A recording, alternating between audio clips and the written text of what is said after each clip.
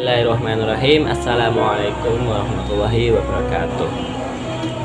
Alhamdulillahilladzi bi ni'matihi tatimmus shalihat idz bi dzikrihi tatma'innul qulub wal fuad. Asyhadu an la ilaha illallah wa asyhadu anna Muhammadar Rasulullah la nabiyya wa la rasula ba'dah amma ba'd.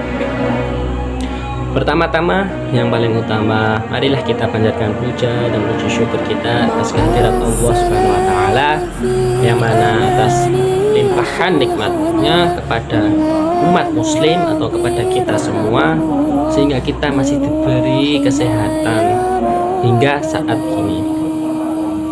Kedua kalinya sholawat serta salam tak lupa kita sanjungkan kepada Nabi kita, Nabi Agung, Nabi akhir zaman, Nabi Muhammad Sallallahu Alaihi Wasallam, yang mana atas perjuangan beliau kita dapat melaksanakan nikmat Islam seperti saat ini. Dan juga beliau telah membawa Islam dari zaman kegelapan hingga zaman terang benderang sampai saat ini. Kemudian saya di sini Alvin Mahdafikia, PAI kelas 1C, UIN Raden Mas Said Surakarta, NIM 2131111091, ingin memberikan sedikit ilmu, semoga bermanfaat kepada antum-antum sekalian, yang insya Allah tidak panjang dan tidak pendek, namun sangat bermanfaat. Sepatah dua patah kata, insya Allah saya beri judul pengertian jizyah dan juga pajak. Baik teman-teman, Islam merupakan agama yang diturunkan oleh Allah Subhanahu wa taala kepada Nabi Muhammad SAW sebagai rasul terakhir para nabi untuk menjadi panutan dan pedoman hidup bagi seluruh umat manusia hingga akhir zaman kelak. Islam merupakan agama yang telah diridhoi oleh Allah Subhanahu wa taala seperti firman-Nya yang telah termaktub dalam Al-Qur'an, yang artinya, pada hari ini telah aku sempurnakan agamamu untukmu dan telah aku cukupkan nikmatku bagimu dan telah aku ridho Islam sebagai agamamu. Surah Al-Maidah ayat 3. Sejak zaman Rasulullah hingga zaman modern saat ini, membayar pajak merupakan kewajiban bagi seluruh umat manusia, salah satunya yaitu warga negara Indonesia saat ini. Namun, pajak yang diterapkan pada zaman Rasulullah SAW terhadap penduduk non-muslim ialah berupa jizyah dan kharaj.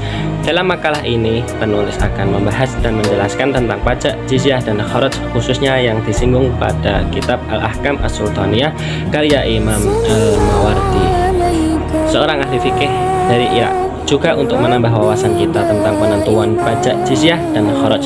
Pajak adalah iuran rakyat kepada kas negara berdasarkan undang-undang yang dapat dipaksakan dengan tidak mendapat jasa timbal.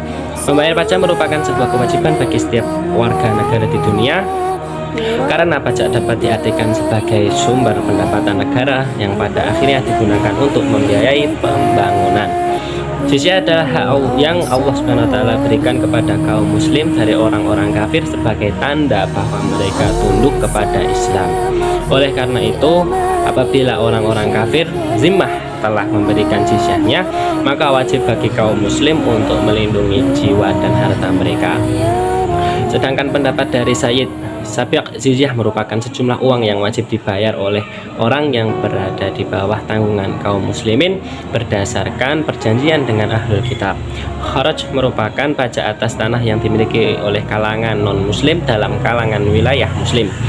Tanah yang pemiliknya masuk Islam, maka tanah tersebut menjadi milik mereka dan dihitung sebagai tanah usyar seperti tanah yang dikelola di kota Madinah dan Yaman.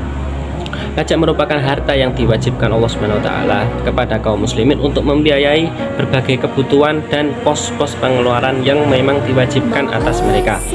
Dalam kitab Al-Ahkam As-Sultaniyah ya karya Al-Mawardi disebutkan bahwa kharaj dan jizyah merupakan bagian dari pajak. Kharaj adalah pungutan yang harus dibayar atas tanah. Perhitungan jumlah kharaj bukan bersifat wajib syar'i yang tidak membolehkan akan adanya penambahan atau pengurangan.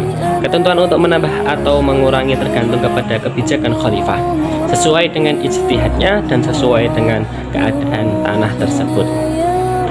Sedangkan jizyah adalah pungutan harta yang dikenakan atas setiap kepala dan diwajibkan bagi pria yang merdeka dan berakal.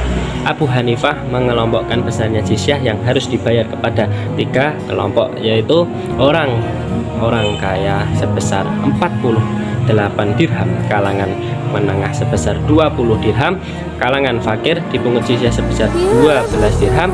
Malik berpendapat besar kecilnya jizyah tidak ditentukan dan diserahkan kepada istihad pemerintah Syafi'i. Berpendapat jumlah terendah penentuan jizyah adalah 1 dinar dan tidak boleh kurang dari jumlah 1 dinar itu, dan jumlah terbesar tidak dibatasi. Karakteristik pajak dalam Islam, ada beberapa ketentuan tentang pajak riba menurut syariat Islam yang sekaligus membedakannya dengan pajak dalam sistem kapitalis, yaitu A. Pajak bersifat temporer, tidak bersifat kontinu, hanya boleh dipungut ketika di Baitul Mal tidak ada harta atau kurang. Ketika Baitul Mal sudah terisi kembali, maka kewajiban pajak bisa dihapuskan. Berbeda dengan zakat yang tetap dipungut sekalipun tidak ada lagi pihak yang membutuhkan, mustahik. Sedangkan pajak dalam perspektif konvensional adalah selamanya. B.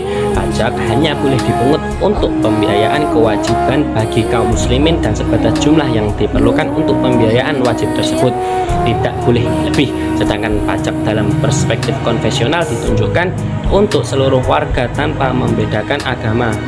C. Pajak hanya diambil dari kaum muslim, tidak kaum non-muslim. Sedangkan teori pajak konvensional tidak membedakan muslim dan non-muslim dengan alasan tidak boleh ada diskriminasi.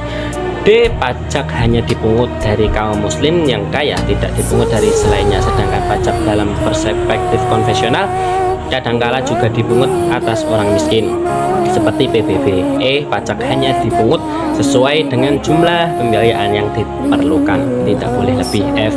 Pajak dapat dihapus bila sudah tidak diperlukan. Menurut teori pajak konvensional tidak akan dihapus karena hanya itulah sumber pendapatan. Pendapat ulama tentang pajak dalam Islam, Abu Yusuf dalam kitabnya Al-Kharaj menyebutkan bahwa semua Khulafaur Rasyidin, terutama Umar, Ali, dan Umar bin Abdul Aziz, dilaporkan telah menekankan bahwa pajak harus dikumpulkan dengan keadilan dan kemurahan, tidak diperbolehkan melebihi kemampuan rakyat untuk membayar. Juga jangan sampai membuat mereka tidak mampu memenuhi kebutuhan pokok mereka sehari-hari. Abu Yusuf mendukung hak penguasa untuk meningkatkan atau menurunkan pajak menurut kemampuan rakyat yang terbebani.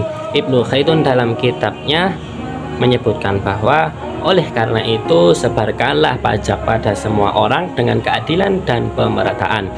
Perlakuan semua orang sama dan jangan memberi kekayaan dan jangan mengecualikan kepada siapapun sekalipun itu adalah petugasmu sendiri atau kawan akrabmu atau pengikutmu, dan jangan kamu menarik pajak dari orang melebihi kemampuan membayarnya. Ibnu Taimiyah dalam kitabnya menyebutkan bahwa larangan penghindaran pajak sekalipun itu tidak adil berdasarkan argumen bahwa tidak membayar pajak oleh mereka yang berkewajiban akan mengakibatkan beban yang lebih besar bagi kelompok lain. Alhamdulillah, qad sami'na, atau telah kita dengarkan penjelasan tentang pengertian kharaj dan juga pajak dari saya. Semoga bermanfaat, dan apabila ada salahnya itu datangnya dari saya sendiri, dan apabila ada benarnya itu datangnya semata-mata dari Allah Subhanahu wa Ta'ala.